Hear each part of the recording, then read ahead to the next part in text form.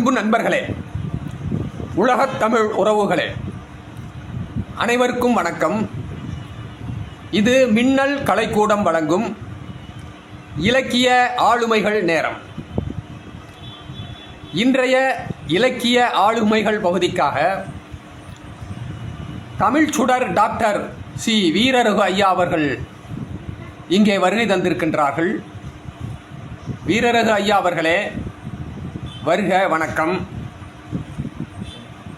Doctor C. வீரரகு ஐயா அவர்கள் mines துறையில் இயக்குநராக பணியாற்றி பணி நிறைவு பெற்றவர்கள். தன்னுடைய பணி நிறைவுக்கு பின் 2006ஆம் ஆண்டு தொடங்கி தமிழ் இலக்கிய துறையில் காலடி எடுத்து வைத்து நூல்களாக எழுதி குவித்துள்ளார்கள். குறுகிய காலத்தில் 48 நூல்களை வழங்கி சாதனை படைத்துள்ளார்கள். சிறுவர் இலக்கியம், தன் வரலாற்று நூல்கள், இலக்கிய ஆய்வுகள் செய்து எழுதிய நூல்கள், புதினங்கள் என பல்வேறு துறைகளிலும் எழுதி குவித்திருக்கின்றார்கள். திருக்குறளுக்கு இவர்கள் வழங்கிய தெளிவுரை மிகுந்த வரவேற்பை பெற்றது. தினமலர் நாளிதழில் இவர்கள் எழுதிய நூல்கள் பெரிய பாராட்டுதல்களை பெற்றுள்ளன. பெரிய இதழ்கள் பலவும் இவர்களுடைய படைப்புகளை ஆய்வு செய்து பாராட்டுகள் தெரிவித்துள்ளன. திருவள்ளுவரின் முப்பால் என்ற நூலை தற்போது எழுதி கொண்டிருக்கின்றால், அதை தன்னுடைய 50வது நூலாக அவர்கள் வெளியிட முடிவு செய்திருக்கின்றார்கள். அவர்களை நேர்காணல் செய்து சிறந்த கருத்துக்களை அவர்களிடமிருந்து பெற்று மின்னல் கலைக்கூடம் நேயர்களுக்கு வழங்குவதற்காக டாக்டர் கார்மிகிலோன் ஐயா அவர்கள் இங்கே வருகை தந்திருக்கின்றார்கள். கார்மிகிலோன் ஐயா அவர்களே, வருக, உங்கள் உரையை தொடர்க. உலகத்தமிழ் உறவுகளுக்கு அன்பு வணக்கம். இந்த அரிய வாய்ப்பினை நல்கிய அன்புலக சக்கரவர்த்திக்கு நெஞ்சார்ந்த நன்றி. நான் புத்தகம் வாசிப்பதை நித்தியம் செய்பவன். அனுதினமும் உணவு உண்பதைப் போல், உறங்குவதைப் போல் புத்தகம் வாசிப்பதையும் ஒரு நித்திய கடமையாக கொண்டவன் நான். அப்படி சமீபத்திலே ஒரு அற்புதமான புத்தகம் படித்தேன். திருக்குறள் தெளிவுரை. தலைப்பையே பாருங்கள். திருக்குறள் விரிவுரை என்றெல்லாம் பொழிப்புரை என்றெல்லாம் சொல்லவில்லை. திருக்குறள் தெளிவுரை. தெளிந்த நல்ல கருத்துக்களை மழை போல் பொழிகின்ற ஒரு அற்புதமான ஆக்கம். Doctor C. வீரரகு ஐயா அவர்கள், முப்பாலுக்கும் ஐயா அவர்கள் கொடுத்துள்ள விளக்கம் அற்புதம். நான் அறம், பொருள் இருக்கட்டும், இன்பத்தை பற்றித்தான் பேசப் போகிறேன். ஏனென்றால் அன்பு நண்பர்களே, நீங்கள் ஆச்சரியப்படுவீர்கள். நம்முடைய பெற்றோர்கள், தாத்தா பாட்டிகள் எல்லாம் ஏராளமாக உடலும் உள்ளமும் குளிரும் வண்ணம் சந்ததிகளை பெருக்கினார்கள். இப்போது ஒரு பிள்ளை பெற்றுக்கொள்வதென்பதே பெரிய சாதனையாகி போய்விட்டது. என்ன காரணம் என்றால் ஆச்சரியப்படுவீர்கள். முன்பெல்லாம் குழந்தை இல்லை என்றால் பெண்களைத்தான் திட்டுவார்கள், மலடி என்று. சமீபத்திலே நடத்தப்பட்ட ஆராய்ச்சியிலே இந்த மலட்டு தன்மை என்பது ஆண் பெண் இருபாலருக்கும் இருக்கிறது. அதிலும் பெண்களை காட்டிலும் ஆடவர்களுக்குத்தான் அந்த மலட்டு தன்மை அதிக அளவிலே இருக்கிறது என்று ஆராய்ச்சியாளர்கள் சொல்கின்றார்கள். இன்னும் தீவிரமாக சொல்ல வேண்டும் என்றால், ஒரு குழந்தை, விஞ்ஞான ஆராய்ச்சியின்படி ஒரு குழந்தை சந்ததி சிறந்த குழந்தையாக இருக்க வேண்டும் என்றால் ஆணும் பெண்ணும் கூடுவதென்பது அப்படி இருக்க வேண்டும். அதனை ஒரு அடிப்படை நிகழ்வாக கொள்ளாமல் அற்புத நிகழ்வாக இருவருமே மனதில் எண்ணி செயல்பட்டால்தான் சிறந்த சந்ததி உருவாகும் என்று விஞ்ஞானம் சொல்கிறது. ஆண் பெண் இருவருமே படுக்கை அறைக்கு வரும்போது இது ஒரு தனி உலகம், இன்ப உலகம், நம்முடைய ஆளுமைக்கு முற்றிலும் உட்பட்டது என்ற எண்ணத்தில் இருவரும் கருத்தொருமித்து சங்கமிக்கும் போதுதான் அந்த உடலில் இருக்கின்ற வேகம் அற்புதமான பலனை தருகிறது என்று ஆராய்ச்சியாளர்கள் சொல்கின்றார்கள். அது 2000 வருஷத்துக்கு முன்னாடி வள்ளுவர் ரொம்ப அழகா 2 வரியில் பாடிட்டு போயிட்டார், 1.25 வரியில். அந்த இன்பத்து பாலில் ஐயா அவர்கள் மிக தெளிவாக அருமையாக ஒவ்வொரு குறளுக்கும் விளக்கம் தந்துள்ளார்கள். 3 குறளை மட்டும் எடுத்துக்கொள்கின்றேன். அவர் தந்துள்ள விளக்கத்தை பாராட்ட வேண்டும் அல்லவா? இதனை பாருங்கள். புணர்ச்சி விதும்பல், அதில் முதல் குறளுக்கு ஐயாவோட விளக்கத்தை பாருங்கள். உள்ள கழித்தலும் காண மகிழ்தலும் கள்ளுக்கில் காமத்திற்கு உண்டு. என்ன அருமை பாருங்கள். கல் என்று சொல்லக்கூடிய போதை, அந்த போதையை உண்டால்தான், கல்லை அருந்தினால்தான் மயக்கம் வரும். ஆனால் உள்ளம் உணர்ச்சியில் அப்படி பிரவகிக்கும் போது காதலியை எண்ணினாலே மயக்கம் வருமே, காதலியை கண்டுவிட்டால் கிறக்கம் வரும். இப்படி மயக்கமும் கிறக்கமும் நினைக்கும் போதே, காணும் போதே தருவதென்பது கல்லுக்கு இல்லை என்று சொல்கின்றான். அப்படி இருக்க வேண்டும். இதுதான் அடிப்படை தத்துவம். உங்கள் படுக்கை அறைக்கு செல்லும் போது இதனை நினைத்து கொண்டு செல்லுங்கள், செயலாற்றுங்கள். அற்புதமான சந்ததி பிறக்கும். வாழ்வியல் உண்மை அழகாக சொல்லி உள்ளார்கள். அடுத்து இன்னொன்று பாருங்கள். ஊழல் உவகை. ஊழல் என்பதே பொய்க்கோபம் தானே.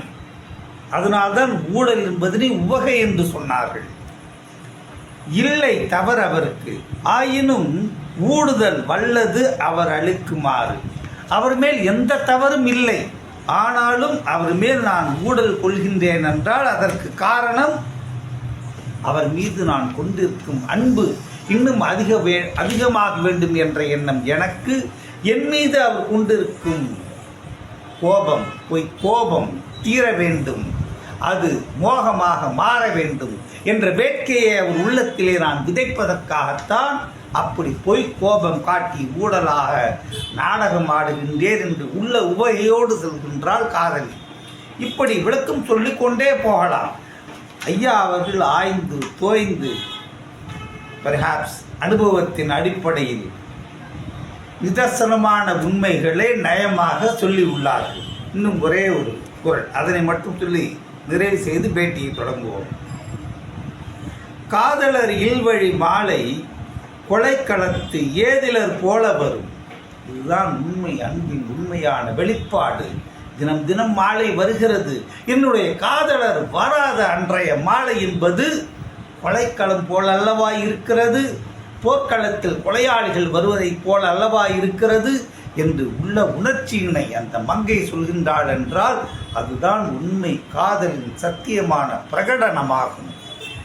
திருக்குறள் தெளிவுரை. இன்பத்து பால் இன்றைய இளைஞர்கள் படித்து மெய்யாக உணர்ந்து அதன் பொருளுக்கு ஏற்றவாறு உடலையும் உள்ளத்தையும் தயார் செய்து கொண்டால்தான் அற்புதமான சந்ததி பிறக்கும். இது வாழ்வியல் உண்மை. அனைவரும், இளைஞர்கள் அனைவரும் பின்பற்ற வேண்டிய வாழ்வியல் உண்மை. நல்லது. இந்த அற்புதமான நூலினை படைத்த டாக்டர் சி வீரருகு ஐயா அவர்கள் இங்கே வந்திருக்கின்றார்கள். ஐயா அவர்களை நாம் இப்போது நேர்காணல் செய்ய போகின்றோம். டாக்டர் ஐயா அவர்களுக்கு அன்பு வணக்கம். தங்களை சந்திப்பது மற்றற்ற மகிழ்ச்சி. எனக்கு மற்றற்ற மகிழ்ச்சி. முதலில் நீங்கள் படைப்பாளர் என்பதற்கு நான் அடுத்தாற்போர் வருகிறேன். முதலில் தாங்கள் மத்திய மாநில அரசு பணிகளிலே உயர் நிலையிலே இருந்து பணியாற்றி ஓய்வு பெற்று பல சாதனைகள் புரிந்த பணியின் போதும் சரி, பணி நிறைவுக்கு பிறகும் சரி, தங்கள் பணியை பற்றி முதலில் சொல்லும். முதலில் தங்களுடைய அந்த பின்புலம், அந்த background, you start from that. அது சொல்லிட்டு அப்புறம் பணிகளை சொல்லிட்டு சொல்லுங்க. அதுக்கப்புறம் நான் மற்ற கேள்வி கேட்குறேன். சொல்லுங்க ஐயா. நான் செய்யூர் கிராமத்தில் பிறந்தேன். 1948 தெய்வ திருமதி திருமதி மாரியம்மாள் சின்னத்தம்பி தம்பியினருக்கு நான் மூத்த மகனாக பிறந்தேன். அங்கே பள்ளியில் 5ஆம் வகுப்பு வரை எஸ்எல்சி வந்து அங்கே போர்டு ஹைஸ்கூல் செய்யூரில் படித்தேன். அதற்கு பிறகு 1966ஆம் ஆண்டு சென்னை பச்சை பெண் கல்லூரியில் புகுமுக வகுப்பு, அதாவது பியூசி பட்டப்படிப்பு வந்து மாநில கல்லூரியில் ஜியாலஜி படித்தேன். 1968 1970 வரையில் எனக்கு ஜியாலஜி படித்து விட்டு அதற்கப்புறம் வந்து பிஎஸ்சி படித்த உடனே நான் வந்து நந்தனம் எம்ப்ளாய்மெண்ட் ஆஃபீஸில் வந்து ரிஜிஸ்டர் பண்ணேன். சூப்பர். ரிஜிஸ்டர் பண்ண 6 மாதத்தில் எனக்கு வந்து இன்டர்வியூ வந்தது, நேர்காணல் வந்தது. ஃபுட் கார்பரேஷன் ஆஃப் இந்தியா நேர்காணல் வந்தது. சரி. அந்த 6 மாத காலத்திலோடு இந்த முதல் இன்டர்வியூவில் நான் வேலை வாங்கி கொள்ள வேண்டும், பிடித்து கொள்ள வேண்டும், கடின உழைப்பால் என்னுடைய குடும்பத்தை நான் மேம்படுத்த வேண்டும். I must shoulder my family on my shoulder my responsibility on my ஃபேமிலின்றதுனால நான் வந்து என்னுடைய வேகம் குடும்பத்தை நடத்த வேண்டும், தாங்க வேண்டும் என்ற முத்தாய்ப்பில் நான் வந்து அந்த வேலையை பல மைல்கள் தூரம் நடந்து சென்று ரெக்கமெண்டேஷன்லாம் பிடித்து நிறைய முதல் இன்டர்வியூவில் நான் வேலை வாங்கிவிட்டேன். சூப்பர். வேலை வாங்கிட்டு ஃபுட் கார்பரேஷன் ஆஃப் இந்தியா பட்டாபுரம்ல வேலை செய்தேன். அங்கே 1.5 ஆண்டுகள் வேலை செய்தேன். அதுக்கப்புறம் வந்து 1973 தமிழ்நாடு பப்ளிக் சர்வீஸ் கமிஷனில் ஜியாலஜிக்கல் அசிஸ்டன்ட், இப்போ வந்து அசிஸ்டன்ட் ஜியாலஜிஸ்ட் போஸ்ட். அது அப்போ வந்து 400 ரூபா பேச்சு ஏறக்குறைய. அது வந்து தமிழ்நாடு அரசு பெற்ற அதிகாரிகளுக்கு ஈக்குவலான போஸ்ட். அது அதில் வந்து நான் செலக்ட் ஆகிட்டு இன்னைக்கு தான் 11/2/1974 நான் வந்து டிபார்ட்மெண்ட்டில் ஜாயின் பண்ணேன். அமைஞ்சு போச்சு பாருங்க.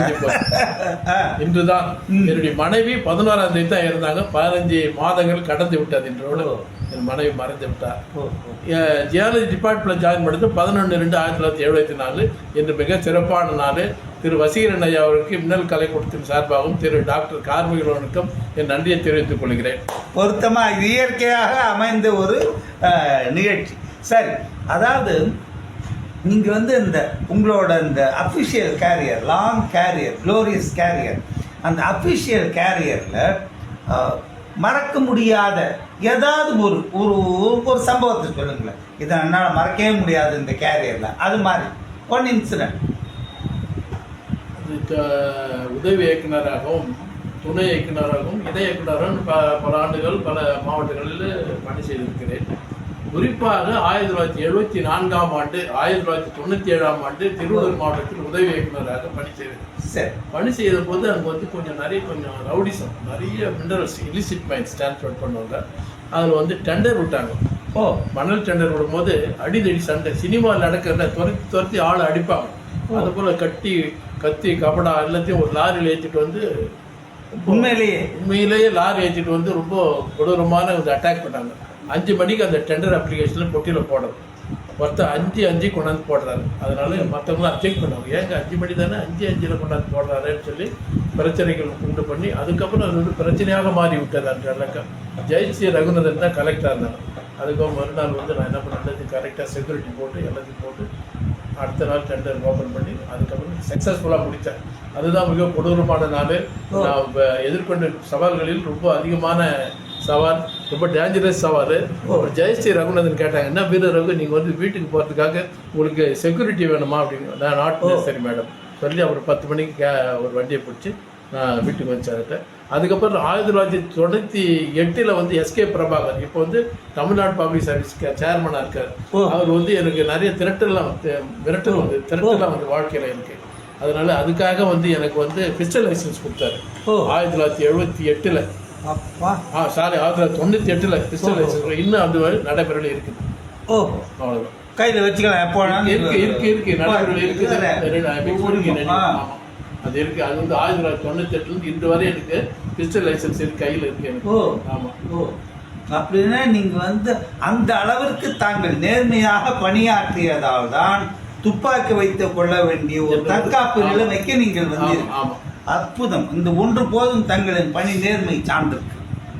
சரி, நீண்ட பணிக்கு பிறகு உயர்ந்த பதவிகளை வகித்து அற்புதமாக சேவை செய்த பிறகு பணி ஓய்வு பெற்றுள்ளீர்கள்.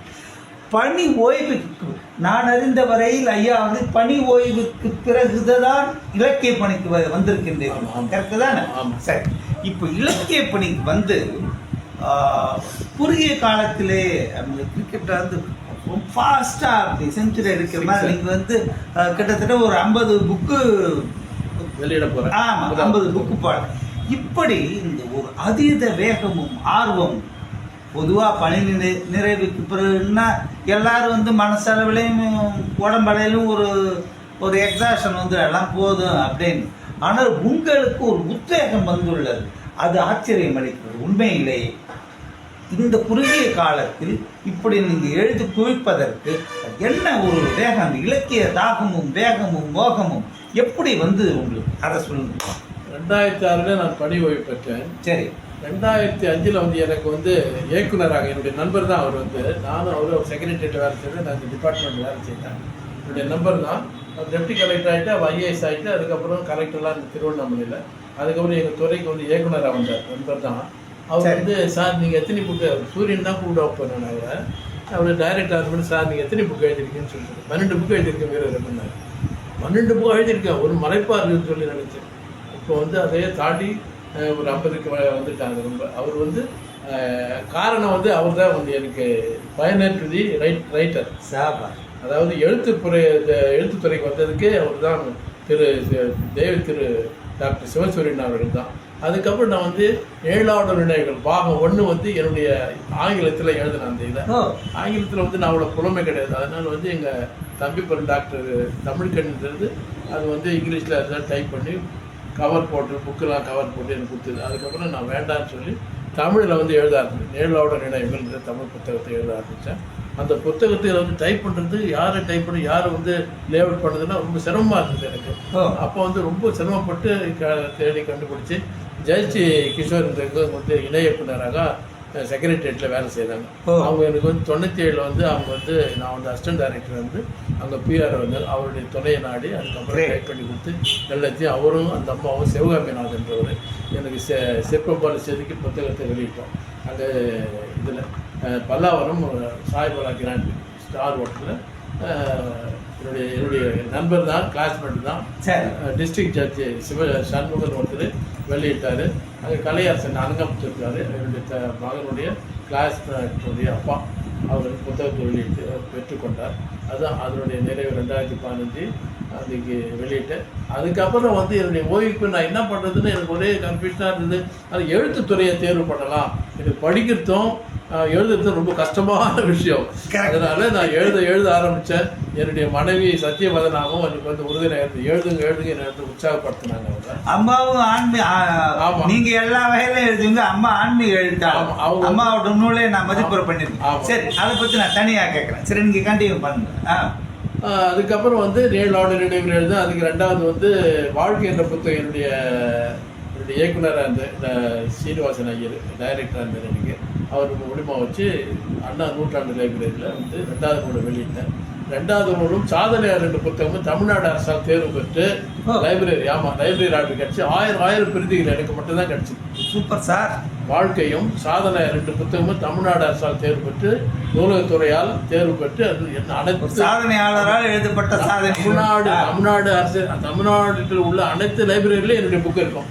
சாதனையாளர்களும் வாழ்க்கை புத்தகமும் இருக்கும். அதுக்கப்புறம் ஸ்டெப் எழுத ஆரம்பித்து என்னுடைய அனைத்து நூலும் தினமலர், தினமணி, தினத்தந்தி அனைத்து நூலும் வந்து எல்லா பாராட்டியிருக்காங்க. பர்டிகுலராக அற்புதங்கள் தரும் மாலைகள் 4 தொகுதி எனக்கு மனைவி எழுதியது. 4 தொகுதி. தினமணி ஆசிரியர் வைத்தியநாதன் அவர்கள் ஒரு பக்கம் அளவுக்கு தினமலர் புத்தகத்தில் 2 பக்கம் அளவுக்கு எழுதி பிரைஸ் பண்ணி பாரதியார் பிறந்த ஊருக்கு, அது எப்பேற்பட்ட அங்கீகாரம் சார் அது. பாரதியார் பிறந்த ஊருக்கு நாங்கள் வந்து அனைத்து தமிழ் எழுத்தாளர் சங்கத்தின் சார்பாக நாங்கள் வந்து பாரதியார் பிறந்த ஊருக்கு எட்டயபுரத்துக்கு போவோம். வருஷம் நாங்கள் போவோம். அங்கே போயிட்டு அவர் வீட்டுக்கு போன உடனே நாங்கள் வந்து அவருடைய சிலையெல்லாம் பார்த்து நாங்கள் என்னுடைய மனைவி நானும் வந்து போட்டோ. அப்போ வந்து தினமணி ஆசிரியர் திரு வைத்தியநாதன் அவர்கள் வந்து ஐயா நாங்கள் தான் அந்த அற்புதங்கள் தர மாலைகள் புத்தகம் எழுதிருக்கேன், என்னுடைய மனைவி சத்தியவதனா நான் மேலே இருக்குங்க சொல்லி அறிமுகப்படுத்திக்கொண்டோம். தெளிவுபடுத்தி ஆமாம் நீங்கள் ஐயா நீங்கள் வந்து என்னுடைய புத்தகத்தை வந்து தினமலர் புத்தகத்தில் வந்து 2 பக்கம் அளவில் நீங்கள் போட்டிருக்கீங்க, ரொம்ப நன்றி ஐயான்னு சொல்லி நன்றி தெரிவித்தோம். அறிமுகப்படுத்திட்டு அவர் ரொம்ப பிரமாதமாக இருக்குது அந்த புத்தகம். அது வந்து அற்புதங்கள் தர மாலைகளில் அற்புதங்கள் தந்து முகவுரை முகவரி. அது அதிர்ஷ்டம் என்றால் என்ன என்ற தலைப்பில் வந்து போட்டு ரொம்ப சிறப்பாக நீங்க வந்து எழுதியிருக்கீங்கன்னு சொல்லி என்னையே என்னுடைய மனைவியும் பாராட்டினார் அவர். ஆமா, அன்றைக்கே என்னுடைய மனைவிக்கு வந்து பாரதி பணிச்செல்வர் விருது கொடுத்தார் அவர். வைத்தியநாதன், திரு வைத்தியநாதன் பாரதி பணிச்செல்வர் விருது கொடுத்தார். அருமை அருமை. சரி, அதாவது நீங்க நிறைய நூல்கள் எழுதிருக்கீங்க, 50 நூல் போல இப்ப வரப்போகுது. மொத்தமா இப்போ வரப்போகுது கணக்கிட்டா ஒரு 1/2%. நீங்கள் ஏராளமான விருதுகளையும் வாங்கி இருக்கிறீர்கள் என்று நான் அறிவேன். நிறைய அந்த விருதுகள்லாம் நிறைய விருது வாங்கியிருக்கீங்க. அதுல ஏதாவது ஒரு விருது, இந்த விருது இப்படி கிடைத்தது என்னால் மறக்க முடியாது, அது மாதிரி சம் செரிஷ்ட் மூமெண்ட் ஏதாவது ஒரு விருது சொல்லுங்களேன், ஒரு இன்சிடென்ட். எல்லா விருதும் எனக்கு வந்து மிக சிறப்பாக தான் கொடுத்துருக்காங்க. கரெக்ட். இப்போ வந்து இருக்கிற டைரக்டராக இருக்காரு இவர் அருள், அவர் விருது 2 விருது கொடுத்துருக்காரு. இலக்கிய சோலை மூலியமாக விருது கொடுத்துருக்காரு. அதுக்கப்புறம் வந்து உலக திருக்குறள் மையம் மோகனராஜ், முனைவர் மோகனராஜ் அவர்கள், பேராசிரியர் மோகனராஜ் அவர்கள் இயக்குனர் விருது கொடுத்துருக்காரு. அப்புறம் வந்து பொதிகை மின்னல் ஆசிரியர் வசீகரன் அவர்கள் வந்து அவர் வந்து பொதிகை மின்னல் வந்து எனக்கு வந்து பொதிகை மின்னல் வழங்கும் தமிழ் ஒளி என்ற விருது கொடுத்துருக்காரு. தமிழ் ஒளி விருது 2000 பணம் கொடுத்துருக்காரு. பணமொழி பொற்கொழியுடன் வந்தது இவர் வசீகரன் கொடுத்துருக்காரு. அதுக்கப்புறம் வந்து என்னுடைய கிளாஸ்மேட் இவர் NK ரகுபதி IAS அவருடைய மனைவிக்கு ஞாபகமாக ஒரு எழுத்து சிறந்த நூலுக்காக பரிசு எனக்கு கடுத்து என்னுடைய மனைவிக்கு கடுத்து 5000 ரூபாய், 2 பேருக்கு 5000. அவங்களுக்கு ஒரு ஆண்டு கடுத்து, எனக்கு முதல்ல கடுத்து, அவங்களுக்கு அடுத்த ஆண்டு கடுத்து. ரகுபதிக்கு அதனால நன்றி தெரிவித்துக் கொள்கிறேன். அந்த விருது கிடைச்சது. அதுக்கப்புறம் வந்து வேற என்ன, இப்போ வந்து 6/1/2025 அன்றைக்கு ப்ரோபஸ்ல வந்து திருக்குறள் விருது கொடுத்துருக்காங்க. திருக்குறள் விருது 5000 பணமொழிப்பு கொடுத்துருக்காங்க. அருமை அருமை. ஆமா, அந்த ப்ரோபஸ்ன்றது அவர் அனைத்து இந்தியா நூல் சங்கத்தினுடைய அவர் வந்து அவரும் ஒரு மெம்பரா இருக்கு, நானும் மெம்பரா இருக்கிறேன். இவர் வேலுமணி IFS அவர் வந்து விருது கொடுத்தாரு.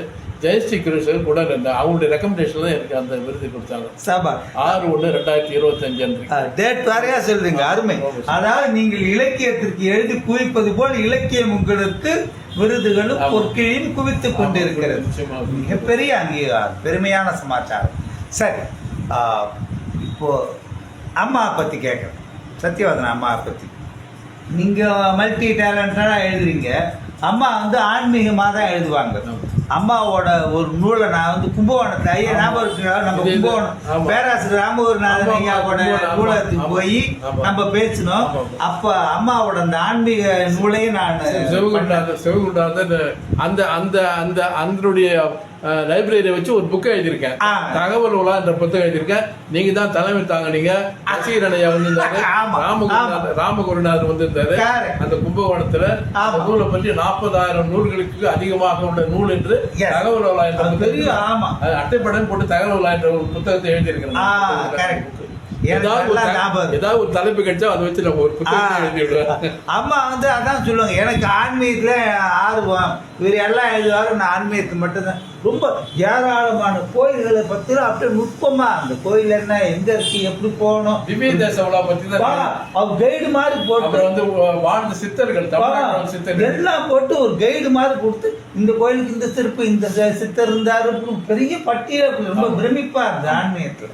சரி, அம்மா எவ்வளவு நூல் எழுதிருக்காங்க? அம்மா 10 நூல் 9 நூல் எழுதியிருக்காங்க. 9 நூல் எழுதியிருக்காங்க. திவ்ய தேச விழான்னு ஒரு புத்தகம் 1108 திவ்ய தேசத்தை பற்றி எழுதியிருக்காங்க. அந்த நூலுக்கு வந்து ISBN Indian standard book, international standard book நம்பர்னு புத்தகம் கிடைச்சிருக்கு.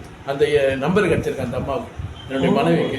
என்னன்னு கேட்டாங்க 11/11/2023 அன்று அவங்களுடைய நூல் அந்த மதிப்பெறை வந்து தினமலர்ல வந்திருக்கு. அதே நாள் வந்து ISBN நம்ம இன்டர்நேஷனல் ஸ்டாண்டர்ட் புக் நம்பர் அதே நாள் வந்திருக்கு. 11/11/2000. எப்படி அமையுது பாருங்க. 11/11/2024 அம்மா இறந்துட்டாங்க. 11/11 எல்லாமே 11/11 வருது. சரி, நீங்கள் ஒரு மிகப்பெரிய இலக்கிய ஆளுமை. அதற்கு எல்லாம் காரணம் என் மனைவி தான். உண்மை பாராட்டுகள், அந்த பண்பு நலத்தை ரொம்ப அருமை சார், ரொம்ப அருமை. நோ டவுட் வணங்குகிறேன், உங்கள் இருவரையுமே வணங்குகிறேன். அதாவது நீங்க முன்ன அந்த இலக்கிய விழாவில் கும்பகோணம் இலக்கிய விழாவில் நம்ம பேசும்போது நீங்கள் சொன்னீங்க, நான் வந்து ரொம்ப சாதாரணமான ஒரு பின்புலத்துலேருந்து வந்தவன், எல்லாமே நானும் சுயமாக அப்படி என்னை நானே செதுக்கி கொண்டு வளர்ந்தேன், எனக்கு எந்த பின்புலமும் கிடையாது, அப்படி நான் வந்தேன் அப்படின்னு. அப்படி தன்னைத்தானே செதுக்கி கொண்டு உயர்ந்து நிற்கின்ற தாங்கள் அந்த எழுத்தாளர்களுக்கு சொல்கிற இதெல்லாம் இருக்கட்டும், இளைஞர்கள் இன்றைய இளைய தலைமுறைக்கு, அதாவது ஒரு சாதாரண நிலையிலிருந்து இந்த வானங்கி வளர்ந்து நிற்கின்ற நான் இப்படி சொல்லக்கூடிய தகுதி எனக்கு இருக்கிறது அப்படின்ற அடிப்படையில் இன்றைய இளைய தலைமுறையினருக்கு தாங்கள் சொல்ல விரும்பும் அறிவுரை என்ன? இப்போ இளைய தலைமுறையில் வந்து ரொம்ப பியாண்ட் த நாலேஜ். நம்மளாம் சாதாரணமாக நான்லாம் படிக்கும்போது 5வது ஏபிசிலாம் கற்றுக்கிட்டேன். இப்போ 5வது படிக்கிற பசங்க வந்து டிகிரி அளவில் அவங்களுடைய நாலேஜ் வளர்ந்துருக்கு. அவ்வளோ நாலேஜாக இருக்குது அவங்களுக்கு. வந்து நம்ம வந்து சொல்கிற அறிவுரையே இல்லை, அவருக்கு நம்மளுடைய அறிவுரைக்கு எட்டாத அளவில் அவங்க இருக்கிறாங்க. அவ்வளோ தூரம் அவங்க இந்த எஜுகேஷனை டெவலப் பண்ணியிருக்காங்க. அங்கே கவர்மெண்ட் அரசு வந்து இந்திய அரசு வந்து மாநில அரசும் அப்படியே ஊக்கப்படுத்தி அவங்களெல்லாம் அப்படிலாம் ஒரு பெரிய சயின்டிஸ்ட் லெவலில் நான் படிக்கிற +1 என் பேரன் +1 படிக்கிறான்.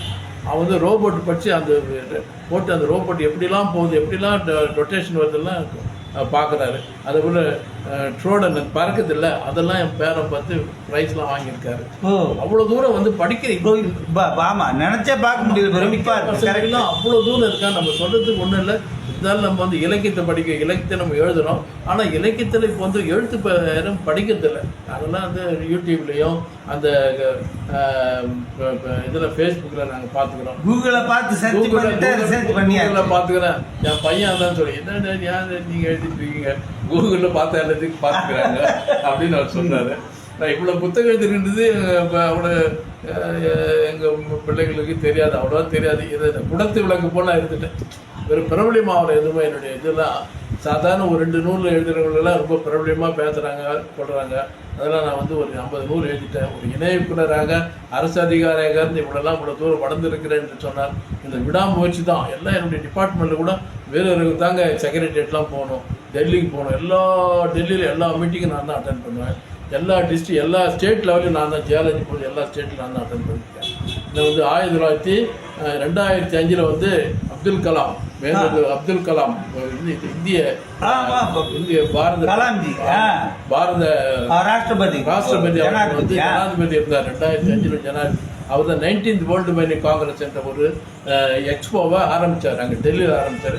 அந்த எக்ஸ்போவில் எனக்கு வந்து துறை சார்பாக எனக்கு வந்து மைன்ஸ் மினிஸ்டர் அந்த காலத்தில் டெல்லியில் எனக்கு விருது கொடுத்தாரு. அதுக்கப்புறம் டிபார்ட்மெண்ட்டில் வந்து ஒரு ரூல்ஸ் ஒன்று இருக்குது, Tamil Nadu mind and metal conception rules 1959 frame பண்ணுது. அந்த ரூல் வந்து பழைய ரூல். அது வந்து இப்போ வந்து அது வந்து அடிஷன்ஸ் அண்ட் டெலிஷன்ஸ் வந்து என்னுடைய தலைமையில் as a chairman, joint director ஒரு சேர்மன், அனதர் 3 அசிஸ்டன்ட் டைரக்டர்ஸ், அதாவது டெப்டி கலெக்டர் ரேங்க் எல்லாம் நாங்கள் 3 பேர் 4 பேர் சேர்ந்து ஒரு deletions additions Tamil Nadu minor metal concessions rule 1959 additions deletions கொடுத்து கவர்மெண்ட்டுக்கு போட்டு அது கெசட்டில் வந்து பப்ளிஷ் ஆயிருக்கு. அதுதான் டிபார்ட்மெண்ட்டில் ஒரு முக்கியமான மைன்ஸ் அண்ட் மினரல்ஸுக்கு முக்கியமான ஒரு ரூல்ஸ். அது வந்து நான் என்னுடைய தலைமையில் இன்னும் 3 அதிகாரிகள் தலைமையில் வந்து கவர்மெண்ட்டுக்கு சப்மிட் பண்ணுது ரிப்போர்ட். சரி, அது உங்களை பற்றி. அதாவது இன்றைய இளைய தலைமுறைக்கு வாசிப்பு இப்படி இருக்கணும், நீங்கள் இப்படி வந்து நான் வந்து இப்படி ஆரம்பத்துலேருந்து என்ன நானே மேலே வந்தேன், நீங்கள் எப்படி இருக்கணும், how you should lead your life அப்படிங்கிற மாதிரி என்ன சொல்ல விரும்புகிறேன்? உழைப்பு படிப்பு தான் மனிதனுக்கு உயர்த்தும். நம்ம வந்து காரை தேடி போக வேண்டியதில்லை. கார் நம்ம வீட்டில் வந்து நிற்கிறனாக்க படிப்பு தான் வரும். எல்லாரும் வந்து சர்வீஸ் கமிஷன் எக்ஸாம் எழுதணும், யூபிஎஸ்சி எக்ஸாம் எழுதணும். யூபிஎஸ்சி எக்ஸாம் எழுதுனாக்கா எந்த விதமான ரெக்கமெண்டேஷன்லாம் கரெக்டாக கார் வீட்டில் வந்து நிற்கும். 22 வயசில் ஒரு கலெக்டராக வந்திருக்காரு திருவள்ளூர் டிஸ்ட்ரிக்டில், ஏழ்மை நிலையில் வந்திருக்காரு. அதுவும் 22 வயசு எங்கள் கரெக்டாக அந்த எஸ்கே பிரபாகர் 22 வயசு சேர்மனாக இருக்கார் Tamil Nadu public service. SK Prabhakar IAS ஒரு 22 வயசு. படிப்பு தான் காரணம். நல்லது படித்து அந்த படிப்பை கரெக்டாக யூட்டிலைஸ் பண்ணிக்கணும். சர்வீஸ் கமிஷன் எக்ஸாம் எழுதணும், கவர்மெண்ட் எக்ஸாம், யூபிஎஸ்சி எக்ஸாம் எழுதணும். யூபிஎஸ்சி எடுத்த உடனே டக்குன்னு ஐஏஎஸ் ஃபஸ்ட் அட்டம்ப்லேயே பாஸ் பண்ணலாம். ஐஏஎஸ் படிக்கணும், உழைக்கணும். 24 மணி நேரத்தில் 18 மணி நேரம் படிக்கணுங்க. படித்தா தான் அந்த இதில் தேர்வு பண்ண முடியும். ஐஏஎஸ் தான் மனிதனுக்கு முக்கியமான உயர் பதவி கொடுக்கணும்னா ஐஏஎஸ் தான். மற்றதெல்லாம் அவ்வளோ இல்லை. படிப்பும் படிப்பும் உழைப்பு அதான் உயர்வுக்கு காரணம். கூட ஒரு லக்கம் இருக்கு. நீங்களே அதுக்கு முன்னுதாரணம் சொன்னீங்களே. பிஎஸ்சி தான் நாங்க. ஆனா சொன்னீங்களே அவ்வளவு தூரம் போட்டி போட்டுட்டு நான் தான் தெரியும். சாதாரண பேக்ரவுண்ட்ல இருந்து மேல உச்சாணி கொம்புக்கு வந்துருக்கு. எனக்கு வந்து படிப்பு உழைப்பு அவ்வளோ. நான் இதுல நான் அட்மினிஸ்ட்ரேஷன்ல நான் கொஞ்சம் இல்லை. அட்மினிஸ்ட்ரேஷன் எல்லாத்தையும் நான் கவர் பண்ணிட்டேன். எல்லாத்தையும் என்னுடைய ஃபைலில் ஒரு 50-60 ஃபைல் ஒரு நாளைக்கு அன்றைக்கே டிஸ்போஸ் பண்ணிட்டேன். No pending at all. ஆனால் அது போல எனக்கு ஏதாவது ஒரு சலுகை வந்துன்னா என் சபார்டினேட்ஸ் முதல்ல அது கொடுங்க. அது படிப்பு உழைப்பு தன்னாலே நம்ம மனதுக்குள்ள ஒரு உத்வேகம் வந்துடும். ஆமாம், செல்ஃப் மோட்டிவேஷன். ஆமாம், படிப்பு தான் முக்கியம். படிப்பு உழைப்பு தான் அசராம உழைக்கணும். உழைக்கணும். அதுதான் ஆரம்பிச்சு ஒரு இளைய தலைமுறை உழைப்பே உயர்வுன்ற ஒரு பொன்னான அறிவுரை. சரி, இப்போ இலக்கியத்துக்கு மறுபடியும் வர்றேன் நான். இப்போ இலக்கியம்னா எல்லாமே இலக்கியம் தான். கதை, கவிதை, கட்டுரை, நாவல், மர்ம நாவல், எவ்வளோ நாவல் வகையெல்லாம் இருக்கு. 2 கேள்வி. ஐயா, நாவலும் எழுதிருக்கீங்க ஐயா, கரெக்டா? இந்த நாவல் எழுதுறதுங்கிறதுக்கு இப்போ நிறைய அப்படியே கற்பனை குதிரையை தட்டி விட்டு போயிட்டே இருக்கும். உங்களுக்கு நாவல் எழுதுனான்ற ஆவல் எப்படி வந்து முதல்ல சொல்லுங்க. நாவல் வந்து எழுதுக்கு நான் அந்த மற்ற இதெல்லாம் எழுதியிருந்தேன். ராமகுருநாதன் ஒரு நாள் வந்தார். ஏன்னா நிறைய அவரை கூப்பிடுவேன். இப்போ நான் அவ்வளோ அவரை அழைக்கிறது இல்லை. ராமகுருநாதன் வந்து அவர் அனைத்து எழுத்தாளர் சங்கத்தில் போட்டி போட்டார். அது நான் தான் அவர் வரணும். இப்போ இருக்கிறவங்க ரொம்ப நாளாக 7 வருஷம் 8 வருஷம் இருக்காரு. அவர் வந்து தலைவராக வரணும்னு குஸ்தி பண்ணேன். அது அவர் தலைவராக இருக்கார். அவர் ஒரு நாள் புத்தக வெளியீட்டு விழாவில் வந்தார். வீரர் அவர்கள் வந்து இப்போ நல்லா எழுதிட்டு இருக்காரு, அவருக்கு ஒரு நாவல் ஒன்று எழுதணும் அப்படின்னாரு. சபாஷ், அவர் மிகப்பெரிய பாராட்டு. ஆமா, அவர் உந்த சக்தி. சரி, நாவல் எழுதணும்னாரு. அதுக்கப்புறம் தான் இலக்கிய காதல்னு ஒரு நாவல் எழுதினேன். அதாவது அது கூட இலக்கிய காதல். அந்த அட்டைப்படம் பார்த்தீங்கன்னாக்கா பழங்காலத்து காதலரும் காதல் இருக்கிறாப்புல அது ரொம்ப சிறப்பாக இருக்கும். அந்த அட்டைப்படம் அது ரொம்ப எனக்கு ஃபேசினேஷன். பார்த்தாலே என்னுடைய அட்டைப்படம் எல்லாம் பிரமாதமாக இருக்கும். நானே தேர்வு பண்ணி அந்த அவங்க கொடுப்பேன் டைப். ரொம்ப அருமையா இருக்கும். அது என்ன சரித்திர காதல் மாதிரி இல்ல சமூக சரித்திரம் சமூகம் 2 அது மாதிரி. அதுல வந்து திருவிளையாடல இவர் சிவாஜி கணேசன் கேட்பாரு, சாட்சி சொல்ல வருவாரோ, சிவன் வந்து சாட்சி சொல்ல வருவாரோன்னு சொல்றாங்க. சரி, அதாவது அவன் பிரிஞ்சு போறான். பிரிஞ்சு போயிட்டு அவன் வந்து மனைவி, அவன் கல்யாணம் ஆனவன், அவன் பேர் வேற ஏதோ பிழைக்கிறது, அவன் ஊருக்கு போறான். சகோதரன் சகோதரியும் அவருடைய கணவன் சகோதரியுடைய கணவனை இறந்து விட்டார். அவருக்கு துக்க விசாரிக்க போறார். போயிட்டு அந்த ஊருக்கு போயிட்டு அந்த ஒரே பொண்ணு அவங்களுக்கு, அந்த பொண்ணு அக்கா பொண்ணு நிர்பயதா நிற்கிறாளுன்ட்டு 2 பேரும் வராங்க. என்ன பண்ணுறது, என்னுடைய மனைவி இருந்த ஊருக்கு அழைச்சிட்டு வராங்க. அதில் காடில் 2 பேரும் படுத்துக்கிறாங்க. அது அக்கா பொண்ணும் கல்யாணம் ஆனவங்க படுத்துக்கிறாங்க. படுத்துட்டு அவனுக்கு சர்பம் தீண்டிட்டோடனே அதுக்கு முன்னாடி அவன் வந்து கல்யாணம் தாலி கட்டுறான். தாலி கட்டுறான். இப்போ அக்கா பொண்ணு தனியாக இருக்கிறது தாலி கட்டுறான். அதுதான் யார் அவன் வந்து அக்கா பொண்ணு சர்பம் தீண்டிட்டு அவன் வந்து சிவனை வேண்டுறான். சிவனை வேண்டான உடனே உயிர் பெற்று எழுந்துட்டாங்க. அந்த வணிகர் உயிர் பெற்று எழுந்தோடனே அப்படியே மனைவி இருக்கிற ஊருக்கு அழைச்சிட்டு வராங்க. அக்கா பொண்ணு தாலி கட்டிட்டு பஞ்சாயத்து கூட்டுறாங்க. பஞ்சாயத்து கூட்டின உடனே பஞ்சாயத்துக்காரர் கேட்டாங்க, அவருடைய மனைவி கேட்குறாங்க, என்ன சாட்சி, அவருக்கு தாலி கட்டுறது என்ன சாட்சி? சாட்சி இல்லை. ஒரு அசிரியர் சொல்லுது, வன்னி மரமும் அந்த கிணறும் சிவனும் தான் அவங்களுக்கு சாட்சி, அவர் தாலி கட்டுறது சாட்சின்னு சொல்றாரு. அசிரியர் சொல்லுது, நாங்கள் தான் சாட்சி. யார் சாட்சி சொல்ல வருவாருன்னு அவர் சிவன் கேட்குறாருல, அது அந்த அசிரியர் சொல்லுது சாட்சி. வன்னி மரமும் சிவனும் அந்த இருக்கிற ஒரு சின்ன கோவிலும் கிணறு தான் சாட்சின்னு சொல்லுது. ஸோ கல்யாணம் ஆயிடுச்சு. அதனால அதை வச்சு ஒரு இலக்கிய காதல். நீங்க சொல்றது ரொம்ப சுவாரஸ்யமா இருக்கு.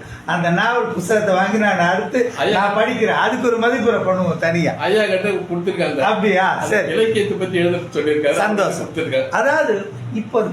அதாவது இலக்கியங்கிறது எல்லாமே பொதுப்படையா, கதை கவிதை கட்டுரை நாசனம் எல்லாம் இலக்கியம். ஆனா உங்களுக்கு வந்து இந்த பழந்தமிழ் இலக்கியங்கள் இதுல எப்படி ஆர்வம், அந்த இது டைரக்ஷன் வந்தது உங்களுக்கு? இதுல திருக்குறளுக்கு இப்போ விளக்குறை கொடுத்துருக்கீங்க. திருக்குறளுக்கு வந்து இது மாதிரி திருக்குறள் 7 நூல் எழுதியிருக்கேன். திருக்குறள் பற்றியே. ஆமா, திருக்குறள் தெளிவுரை, காப்பியங்கள் திருக்குறள் தாக்கம், திருக்குறள் ஒரு வரி உரை, உயிர் எழுத்துக்களை தொடங்கும் குரட்பாக்கள், திருமூலரும் திருவள்ளுவரும், திருவள்ளுவர் காட்ட மரம், திருவள்ளுவர் காட்டும் பொருட்பால், முப்பாலும் ஒரு மந்தையில் 50 நூல், 7-8 நூல் எழுதியிருக்கேன். அது காரணம் ஆராய்ச்சியே பண்ணிட்டீங்க. உலக திருக்குறள் மையம் மோகனராசு தலைவர், ஐயாவோட அவர் வந்து நிறுவனர். அவர் வந்து ஒரு நாள் எனக்கு திடீர்னு ஒரு ஃபோன் பண்ணார். வீரர்களுக்கு நீங்கள் வந்து இலக்கியங்கள் காட்டும் திருக்குறள் தாக்கம், அதுக்கு வந்து ஒரு தலைமை ஒரு ஆற்றல். ஐயா எனக்கு வந்து திருக்குறள் ஏதோ நீங்கள் இருக்கிறீங்க, ஒரு இயக்குனர் ஒரு விருது கொடுத்துருக்கீங்க, எனக்கு அவ்வளோவா பேச அவரே எனக்கு ஃபோன் பண்ணி கேட்டார். அதுக்கப்புறம் நான் வந்து சரிங்க ஐயா, ரொம்ப பெரிய பேசலாம்னு சொல்லி என்னை பேச சொன்னேன். சரின்னு அன்றைக்கி பேசினேன். அந்த பேச்சில் ஒரு புத்தகத்தை எழுதிட்டேன். சின்ன தீப்பொறி. ஆமாம், பிரமாதமாக. அது வந்து திருக்குறள் காட்டும் இது என்னது இதான் என்ன சொல்றது இது. சரி, அப்ப அது இருக்கட்டும். அதான் அந்த ஒரு பொறி வந்து திருக்குறள் மேல உங்களுக்கு ஒரு தீராத வேகத்தையும் ஆர்வத்தையும் கொடுத்து இவ்வளவு நூல் படைக்க முடியா. சரி, திருக்குறள் உலக பொதுமறை, அற்புதம். இந்த திருக்குறள் நீங்களா மற்ற இலக்கியங்கள்ல எப்படி உங்களுக்கு வந்து பொதுவா இந்த பழந்தமிழ் இலக்கியம்னா உங்களோட பார்வையில சும்மா வாசிக்கிறதுக்கு மட்டும் இல்லை, ஒவ்வொன்றும் ஏராளமான அறக்கருத்துக்களை சொல்லுது, do's and don'ts of life. அது மாதிரி இந்த பழந்தமிழ் இலக்கியங்களை உங்களோட பார்வையில் பழந்தமிழ் இலக்கியங்கள், திருக்குறளை தன்னிகரற்றது உலக பொதுமறை, பழந்தமிழ் இலக்கியங்கள் இதை தான் இப்படி தான் வாசிக்கணும், இதுலேருந்து நம்ம இதெல்லாம் தெரிஞ்சுக்கணும், நம்ம வாழ்க்கைக்கு கைட்லைன்ஸ் மாதிரி. அது மாதிரி உங்களோட ஜென்ரல் வியூ எப்படி? ஜென்ரல் வியூ வந்து ஏதாவது ஒரு நான் டிவியில் ஒரு பார்க்குறேன்னு வச்சுங்களேன். டிவியில் பார்க்கும்போது ஏதாவது ஒரு ஃப்ளாஷ் வரும், இது ஒரு தலைப்பு போல வரும். இப்போ வந்து வள்ளலார் புத்தகம் வந்து எழுதுறதுக்கு நான் வந்து 5வது படிக்கும் போது வள்ளலார் வந்து பாராயணம் பட்டணம், ஆமாம், தெரு பாராயணம் பண்ணிட்டு சுக்காப்பிலாம் போட்டு கொடுப்போம் அந்த கிராமத்தில் இருக்கு. அப்போ வந்து வள்ளலார் பற்றி இருக்கு. அதே போல் இப்போ வந்து அந்த பிரியதர்ஷினி ஆண்டாள் அவங்க வந்து வள்ளலார் பற்றி டெய்லியும் 6 மணிக்கு சண்டிகர் பண்ணுவாங்க. அதை எடுத்து குறிப்பெடுத்து நான் வந்து வள்ளலார் குறிப்பெடுத்து நான் என்னுடைய அந்த காலத்தில் நான் வந்து 5வது படிக்கிறது அதெல்லாம் எடுத்து நான் அந்த வள்ளலார் பற்றி. அதுபோல் ஏதாவது ஒரு புத்தகத்திலேயோ அல்லது தொலைக்காட்சியில ஏதாவது பார்க்கும்போது ஏதாவது இதை வச்சு நம்ம உடனே புத்தகத்தை எழுதலாம். அது அந்த புத்தகம் காப்பியங்கள் திருக்குறள் தாக்கம் அது அந்த புத்தகம். அதுபோல் ஒரு தொலைக்காட்சி பற்றியோ ஏதாவது வந்து மெசேஜ் சும்மா பார்த்துட்டு காது வாங்கிட்டு போகாம ஒரு படைப்பு பொருள் தட்டுது. ஆமாம், அதில் வந்து நான் வந்து எடுத்துக்குவேன். அதில் வச்சு ஒரு தலைப்பு எழுதலாமே அப்படின்றேன். அதில் கூகுளில் சர்ச் பண்ணுவேன். தலைப்பு புத்தகமாக. ஆமாம், தலைப்பு புத்தகத்தான் பண்ணிடுவேன். ஏதாவது ஒரு இது கிடைச்சது அதை வச்சு அப்படியே டெவலப் பண்ணிடுவேன். படிப்பும் உழைப்பும் நீங்க சொன்ன மாதிரி அந்த டைரக்ஷன்லயே போய் உழைப்பு அதை வந்து கற்பனை சக்தி கொஞ்சம் அதிகமா இருக்கும். பேச்சு திறன் இல்லைன்னா கூட கற்பனை சக்தி உங்க எழுத்துதான் பேசுது. அது பாட்டு நான் ஒன்று நினைக்கிறேன், அது பாட்டுக்கு தனியா வந்துட்டே அது என்ன ஆர்வம், ஆர்வமா அது உண்மையான உழைப்பு, அர்ப்பணிப்பு உணர்வு. நம்ம எழுத ஆரம்பிச்சிட்டோம்னா ஆட்டோமேட்டிக்கா வந்து அது வந்துட்டே இருக்கும். நம்ம அறியாமை அதுதான் மிகப்பெரிய வெற்றி. மிகவும் அருமை. ரைட், உங்களை வந்து மின்னல் கலைக்கூடத்தின் சார்பாக ஒரு மிகப்பெரிய இலக்கிய ஆளுமையை சந்தித்தது. நீங்கள் வந்து ஒரு 50 புத்தகம் எழுதியிருக்கிற மனிதன்ற ஒரு கொஞ்சம் கூட கர்வமே இல்லாமல் அவ்வளோ சர்வ சாதாரணமாக எளிமையாக நீங்கள் இப்படி பேசுறது எங்களுக்கு ரொம்ப பிரமிப்பாக இருக்கு, ஆச்சரியமா இருக்கு. வாழ்க்கை எளிமைதாங்க, அதை சொல்லுங்க சார். அதனால தான் நீங்கள் வசந்து நிற்கிறீங்க. அந்த பார்வை தான் எல்லாமே எளிமை தான். இதுல பந்தாக்கு பெருமைக்கு வாவுதா இருக்கு என்ன இருக்கு? அதாவது பணி உயர்வது பணியுமாம் என்றும் பணிதான் பெருமை. கரெக்ட். பெருக்கத்து வேண்டாம், அதுதான்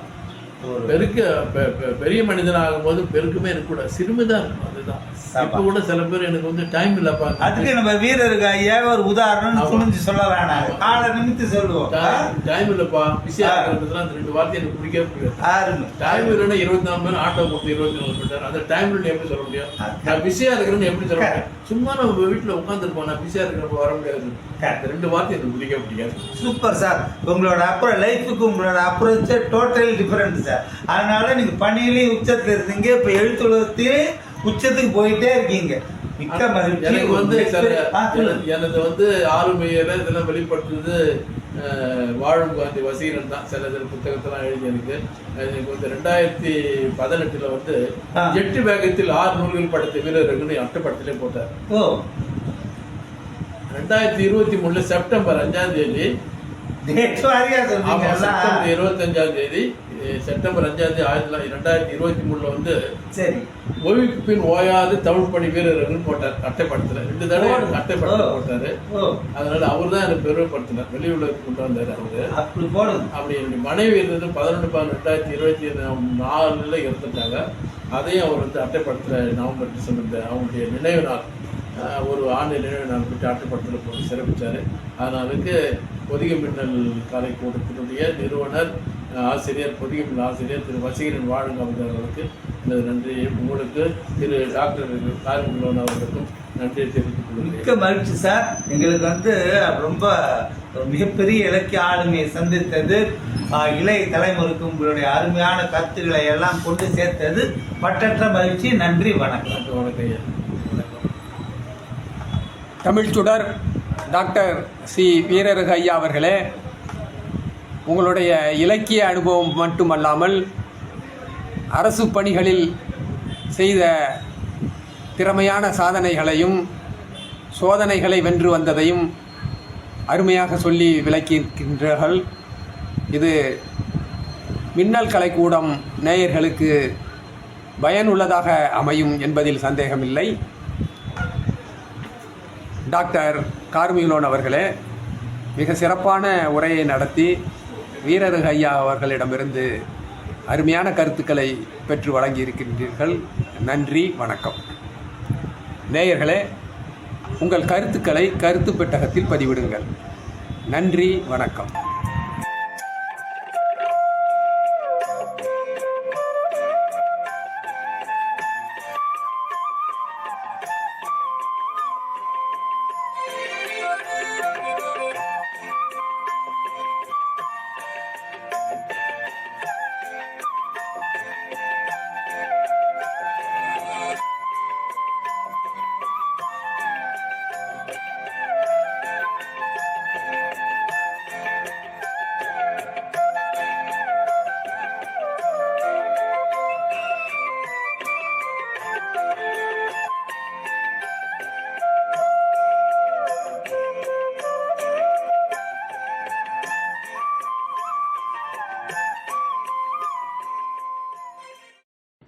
Subscribe மின்னல் கலைக்கூடம்.